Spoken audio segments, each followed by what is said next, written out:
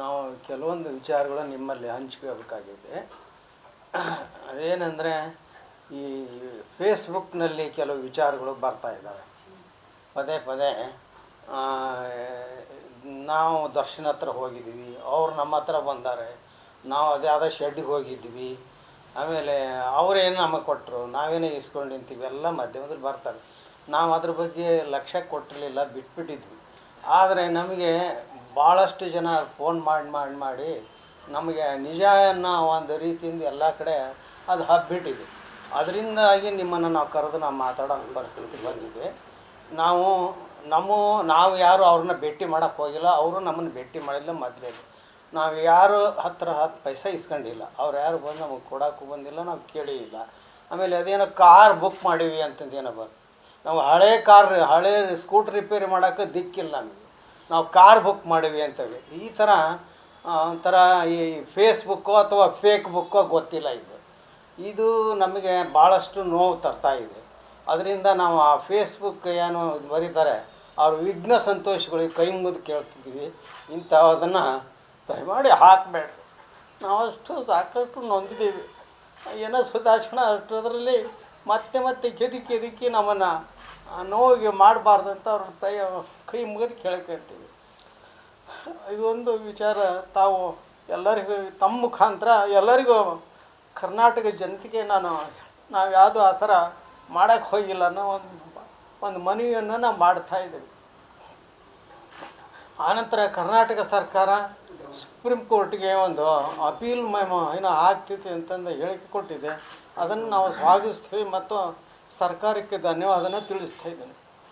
ಆಮೇಲೆ ಇನ್ನೊಂದು ಕೊನೆ ವಿಚಾರ ಏನಂದರೆ, ನಮಗೆ ದೊಡ್ಡ ಆಘಾತ ಆಗಿದೆ. ನಾವು ಸರ್ಕಾರಕ್ಕೆ ನಾವು ಸೊಸೈಟಿ ಬಗ್ಗೆ ಒಂದು ಸರ್ಕಾರಿ ನೌಕರಿಯನ್ನು, ಕಾಯಂ ನೌಕರಿಯನ್ನು ಕೇಳಿದ್ದೀವಿ. ಅದು ಇಲ್ಲಿವರೆಗೂ ಇತ್ತು. ಆದರೆ ಮೊನ್ನೆ ನಮಗೊಂದು ಎಂಡಾರ್ಸ್ಮೆಂಟ್ ಕೊಟ್ಟಿದ್ದಾರೆ. ಅದರಲ್ಲಿ ನಮ್ಮ ಸರ್ಕಾರದಿಂದ ಆ ಥರ ಮಾಡೋಕ್ಕೆ ಅವಕಾಶ ಇಲ್ಲ, ಮಾಡೋಕ್ಕೆ ಬರೋದಿಲ್ಲ ಅಂತಂದು. ಅದು ನಮಗೀಗ ನಮ್ಮ ಸೊಸೆ ಮತ್ತು ನಮ್ಮ ಮೊಮ್ಮಗ ಎಲ್ಲಿ ಬೀದಿ ಪಾಲಾಗ್ತಾನೆ ಅನ್ನೋ ಒಂದು ಭಯ ನಮಗೆ ಕಾಡ್ತಾ ಇದೆ. ಯಾಕಂದರೆ ಯಾವುದೇ ರೀತಿ ಆರ್ಥಿಕ ಸಹಾಯ ಇಲ್ಲದೆ ಅವ್ರನ್ನ ಹೆಂಗೆ ಬೆಳೆಸ್ಬೇಕು, ಏನು ಮಾಡ್ಬೇಕು ಅನ್ನೋದೊಂದು ನಮ್ಮ ದೊಡ್ಡ ಚಿಂತೆ ಆಗಿದೆ. ಅದರಿಂದ ಘನ ಸರ್ಕಾರವನ್ನು ಈ ಮೂಲಕ ತಮ್ಮ ಮೂಲಕ ಮತ್ತೊಂದು ಸಲ ಪ್ರಾರ್ಥನೆ ಮಾಡ್ಕೊಳ್ಳೋದೇನೆಂದರೆ, ಅದನ್ನು ಪರಿಶೀಲನೆ ಮಾಡಿ ನಮ್ಮ ಸೊಸೆಗೆ ಒಂದು ನೌಕರಿ ಕೊಡಬೇಕಂತ ಸರ್ಕಾರವನ್ನು ಪ್ರಾರ್ಥನೆ ಮಾಡ್ತಾರೆ. ಎಷ್ಟು ವಿಚಾರ. ಈಗ ದರ್ಶನ್ ಅವರು ಹೊರಗೆ ಬಂದಿರೋದ್ರಿಂದ ಈ ಮಾತು ಬರ್ತಿದ್ದಾವೆ ಹೆಂಗೆ ಸರ್? ಈಗ ಯಾಕಂತಂದರೆ ಈಗ ಆಲ್ರೆಡಿ ಬೇಲ್ ಮೇಲೆ ಅವರು ಹೊರಗಡೆ ಇದ್ದಾರೆ, ಮೈಸೂರಲ್ಲಿ ಸಂಪರ್ಕ ಮಾಡಿರ್ಬೋದು. ಈ ಥರ ಒಂದು ಊಹಾಪೋಹಗಳು ಇರತಕ್ಕಂಥದ್ದು ಹೊರಗೆ ಬಂದಿರೋದಕ್ಕೆ ಈ ಪ್ರಶ್ನೆಗಳು ಬರ್ತಿದ್ದಾವೆ ಯಾಕೆ? ಇದೇನೋ ನಮಗೆ ಗೊತ್ತಿಲ್ಲ. ಆದರೆ ಮಾಧ್ಯಮ ಇವೆಂಥ ಮೊಬೈಲ್ನಲ್ಲಿ ಬರ್ತಾ ಇದ್ದಾವಂತ ಭಾಳಷ್ಟು ಸೋಷಿಯಲ್ ಮೀಡಿಯಾದಲ್ಲಿ ಬರ್ತಾ ಇದ್ದಾವಂತ ಎಲ್ಲರೂ ಕೇಳ್ತಾ ಇದ್ದಾರೆ. ಅದಕ್ಕೆ ನಾವು ಇಷ್ಟೇ ಹೇಳೋದು, ನಮ್ಗೆ ನಾವು ಅವ್ರನ್ನ ಯಾರನ್ನೂ ಕಾಂಟ್ಯಾಕ್ಟ್ ಮಾಡಿಲ್ಲ, ಅವರು ನಮ್ಮನ್ನು ಕಾಂಟ್ಯಾಕ್ಟ್ ಮಾಡಿಲ್ಲ, ನಮಗೆ ಯಾರು ಕೊಟ್ಟಿಲ್ಲ, ನಾವು ಇಸ್ಕೊಂಡಿಲ್ಲ. ಅಷ್ಟು ಮಾತ್ರ ನಾವು ಹೇಳ್ಬೋದು. ಅದು ಉಳಿದೆಲ್ಲ ಕೋರ್ಟು ಕಚೇರಿ ಬಿಟ್ಟು ವಿಚಾರ. ಆಮೇಲೆ ಮಾಧ್ಯಮದ ಮುಖಾಂತರ ನಾನು ಕಾನೂನು ಪಂಡಿತರನ್ನ ಕೇಳ್ಬೇಕಂತ ಅನಿಸಿರೋದು ಏನಂದರೆ, ಯಾಕೆ ಇದೆಲ್ಲ ಆಗ್ತಾಯಿದೆ ಅಂತಂದು ನನಗೆ ಗೊತ್ತಾಗ್ತಿಲ್ಲ. ಈ ಸೋಷಿಯಲ್ ಮೀಡಿಯಾ ಅಂದ್ರೇನು, ಇದೇನು ಅಂತಂದು ಏನು ನಮ್ಗೆ ಗೊತ್ತಾಗ್ತಿಲ್ಲ. ಈ ಥರ ಅವ್ರಿಗೆ ಹೆಂಗೆ ನಾವೇನಾದ್ರು ಯಾವ ರೀತಿ ಅವ್ರಿಗೆ ಇದು ಮಾಡಬೇಕು ಅಂತ. ಅದಕ್ಕೆ ದಯಮಾಡಿ ಈ ಫೇಸ್ಬುಕ್ ಏನಿದ್ದಾರೆ ಇವ್ರು ಹಾಕ್ತಾರೆ, ಅವ್ರನ್ನ ದಯಮಾಡಿ ಪ್ರಾರ್ಥನೆ ಮಾಡ್ಕೊಂತ ಇಂಥ ಒಂದು ಮೆಸೇಜ್ ಹಾಕಬೇಡ್ರಿ, ನಮಗೆ ಭಾಳ ನೋವಾಗುತ್ತೆ, ನಮ್ಗೆ ಇದಾಗುತ್ತೆ ಅಂತ ನಾವು ಅವರಲ್ಲಿ ಪ್ರಾರ್ಥನೆ ಮಾಡ್ಕೊತಾ ಇದ್ದೀವಿ. ಅವ್ರ ಪರವಾಗಿ ಯಾರಾದರೂ ಸಂಪರ್ಕ ಮಾಡಿದ್ರ ಅಂತ ಆ ಥರ ಈಗ ರೂಮರ್ಸ್ ಬರ್ತಿರೋದು? ನಮ್ಮನ್ನು ಯಾರು ಸಂಪರ್ಕ ಮಾಡಿಲ್ಲ, ನಮಗೆ ಯಾರು ಗೊತ್ತಿಲ್ಲ. ನೀವು ಕೂಡ ಸಂಪರ್ಕ ನಮಗೆ ಯಾರು ಮಾಡಿಲ್ಲ.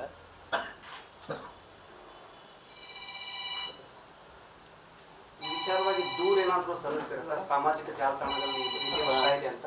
ಇಲ್ಲ, ಅದೇ ನಿಮ್ಮ ಮೂಲಕನೇ ಈಗ ನಾವೇನು ಮನವಿ ಮಾಡ್ತಿದ್ದೀವಲ್ಲ, ಅದೇ ಮುಖ್ಯವಾಗಿ. ಬೇಡ ಅವರು ಮಾತಾಡ್ತಾರೆ ಸರ್. ಯಾರಂತ ಗೊತ್ತಿಲ್ಲ, ಆ ಫೇಸ್ಬುಕ್ ಗೊತ್ತಿಲ್ಲ ನನಗೆ. ಆ ಫೇಸ್ಬುಕ್ ಅಂದ್ರೇನು, ಫೇಸ್ಬುಕ್ ಅಂದ್ರೆ ಗೊತ್ತಿಲ್ಲ ನಮಗೆಲ್ಲ. ಏನು ಮಾಡಿದ್ದಾರೆ ಅಂದರೆ ಕಳಿಸ್ತಾ ಇದ್ದಾರೆ, ಬರ್ತಾ ಇದ್ದಾವೆ. ಅದು ಎಲ್ಲರೂ ಫೋನ್ ಮಾಡ್ತಾರೆ, ನಮ್ಗೆ ಪರಿಚಿತರು, ಗೊತ್ತಿದ್ದರು, ಸಂಬಂಧಿಕರು ಅವೆಲ್ಲ ಫೋನ್ ಮಾಡ್ತಾರೆ. ಆವಾಗ ನಾವು ಇವ್ರನ್ನೆಲ್ಲ ವಿಚಾರ ಮಾಡಿದ್ರೆ ಹಿಂಗೇನು ಬರ್ತಾವಂತ ನನ್ನ ಮಗಳು ಬಂದಾಗ ಎಲ್ಲಿ ತೋರಿಸ್ತಾ ಇದ್ವಿ. ಅದ್ರ ಬಗ್ಗೆ ನನಗೇನು ಮಾಹಿತಿನೂ ಕಾಳಷ್ಟು ಮಾಹಿತಿ ಇಲ್ಲ. ಅದು ಏನು ಫೇಸ್ಬುಕ್ ಅಂದ್ರೇನು, ಫೇಕ್ ಏನಂದ್ರೆ ಅದು ಬರ್ತಾ ಇದ್ದಾವೆ ಅಂತೆ. ಅದು ದಯಮಾಡಿ ಅದು ಆಗಬಾರ್ದು ಅಂತ ಅಂತಾರೆ ಯಾರ ಪುಣ್ಯಾತ್ಮರಿಗೆ ಕೈ ಮುಗಿದು ಆ ರೀತಿ ಮಾಡಬೇಡ್ರಿ. ನಮಗೆ ಬೇಕಾದಷ್ಟು ಸಾಕಷ್ಟು ನೋವಾಗಿದೆ, ಆ ನೋವಿನಲ್ಲಿ ಮತ್ತೆ ಮತ್ತೆ ಗಾಯ ಮಾಡಬೇಡ್ರಿ ಅಂತ ಕೇಳ್ಕೊಂತ ಇದ್ದೀವಿ. ಹೊರಗೆ ಬಂದಿದ್ದಾರೆ, ಪ್ರಯತ್ನ ಮಾಡೋ ಚಾನ್ಸಸ್ ಜಾಸ್ತಿನೇ ಇದೆ. ಒಂದು ವೇಳೆ ಬಂದರೆ ನಿಮ್ಮ ನಿಲುವು ಯಾವ ಥರ ಇರುತ್ತೆ? ಅಲ್ಲ, ಅದಕ್ಕೆಲ್ಲ ನಮ್ಮ ಹಿತೈಷಿಗಳಿದ್ದಾರೆ, ಅವರೆಲ್ಲ ಚಿಂತನೆ ಮಾಡ್ತಾರೆ. ನಾನು ವೈಯಕ್ತಿಕವಾಗಿ ಅದು ತೀರ್ಮಾನ ತಗೊಳ್ಳಂಗಿಲ್ಲ.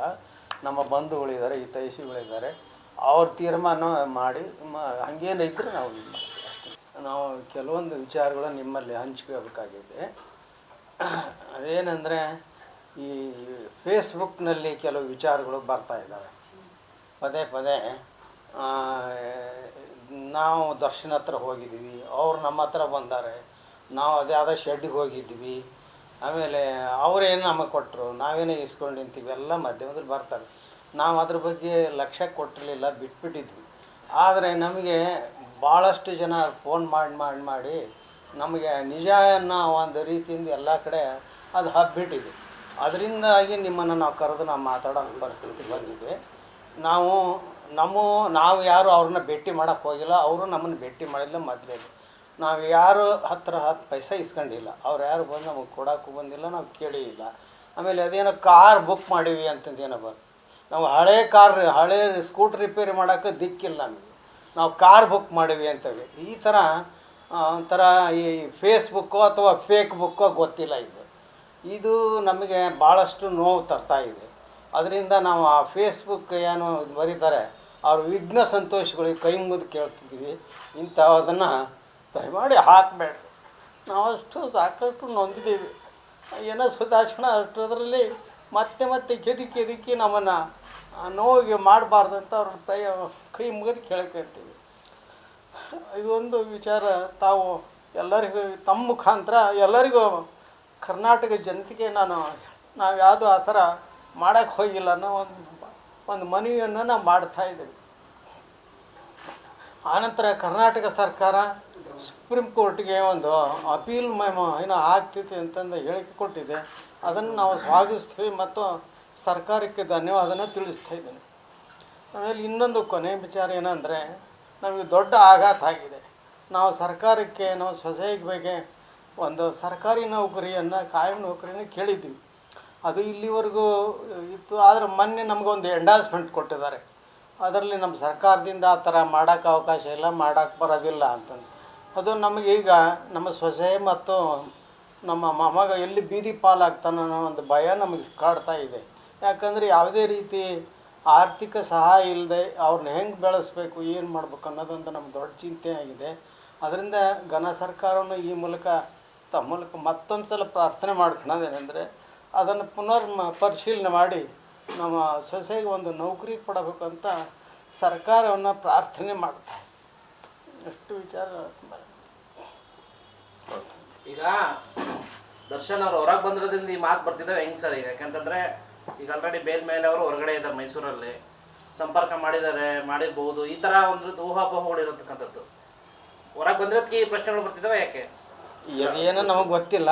ಆದರೆ ಮಾಧ್ಯಮ ಇವೆಂಥ ಮೊಬೈಲ್ನಲ್ಲಿ ಬರ್ತಾ ಇದ್ದಾವೆ ಅಂತ ಭಾಳಷ್ಟು ಸೋಷಿಯಲ್ ಮೀಡಿಯಾದಲ್ಲಿ ಬರ್ತಾ ಇದ್ದಾವೆ ಅಂತ ಎಲ್ಲರೂ ಕೇಳ್ತಾ ಇದ್ದಾರೆ. ಅದಕ್ಕೆ ನಾವು ಇಷ್ಟೇ ಹೇಳೋದು, ನಮ್ಗೆ ನಾವು ಅವ್ರನ್ನ ಯಾರನ್ನೂ ಕಾಂಟ್ಯಾಕ್ಟ್ ಮಾಡಿಲ್ಲ, ಅವರು ನಮ್ಮನ್ನು ಕಾಂಟ್ಯಾಕ್ಟ್ ಮಾಡಿಲ್ಲ, ನಮಗೆ ಯಾರು ಕೊಟ್ಟಿಲ್ಲ, ನಾವು ಇಸ್ಕೊಂಡಿಲ್ಲ, ಅಷ್ಟು ಮಾತ್ರ ನಾವು ಹೇಳ್ಬೋದು. ಅದು ಉಳಿದೆಲ್ಲ ಕೋರ್ಟು ಕಚೇರಿ ಬಿಟ್ಟು ವಿಚಾರ. ಆಮೇಲೆ ಮಾಧ್ಯಮದ ಮುಖಾಂತರ ನಾನು ಕಾನೂನು ಪಂಡಿತರನ್ನ ಕೇಳ್ಬೇಕಂತ ಅನಿಸಿರೋದು ಏನಂದರೆ, ಯಾಕೆ ಇದೆಲ್ಲ ಆಗ್ತಾಯಿದೆ ಅಂತಂದು ನನಗೆ ಗೊತ್ತಾಗ್ತಿಲ್ಲ. ಈ ಸೋಷಿಯಲ್ ಮೀಡಿಯಾ ಅಂದ್ರೇನು, ಇದೇನು ಅಂತಂದು ಏನು ನಮ್ಗೆ ಗೊತ್ತಾಗ್ತಿಲ್ಲ. ಈ ಥರ ಅವ್ರಿಗೆ ಹೆಂಗೆ ನಾವು ನಾವೇನಾದ್ರು ಯಾವ ರೀತಿ ಅವ್ರಿಗೆ ಇದು ಮಾಡಬೇಕು ಅಂತ. ಅದಕ್ಕೆ ದಯಮಾಡಿ ಈ ಫೇಸ್ಬುಕ್ ಏನಿದ್ದಾರೆ ಇವ್ರು ಹಾಕ್ತಾರೆ, ಅವ್ರನ್ನ ದಯಮಾಡಿ ಪ್ರಾರ್ಥನೆ ಮಾಡ್ಕೊಂತ ಇಂಥ ಒಂದು ಮೆಸೇಜ್ ಹಾಕಬೇಡ್ರಿ, ನಮಗೆ ಭಾಳ ನೋವಾಗುತ್ತೆ, ನಮಗೆ ಇದಾಗುತ್ತೆ ಅಂತ ನಾವು ಅವರಲ್ಲಿ ಪ್ರಾರ್ಥನೆ ಮಾಡ್ಕೊತ ಇದ್ದೀವಿ. ಅವ್ರ ಪರವಾಗಿ ಯಾರಾದರೂ ಸಂಪರ್ಕ ಮಾಡಿದ್ರ ಅಂತ ಆ ಥರ ಈಗ ರೂಮರ್ಸ್ ಬರ್ತಿರೋದು? ನಮ್ಮನ್ನು ಯಾರು ಸಂಪರ್ಕ ಮಾಡಿಲ್ಲ, ನಮಗೆ ಯಾರು ಗೊತ್ತಿಲ್ಲ. ನೀವು ಕೂಡ ಸಂಪರ್ಕ ನಮಗೆ ಯಾರು ಮಾಡಿಲ್ಲ.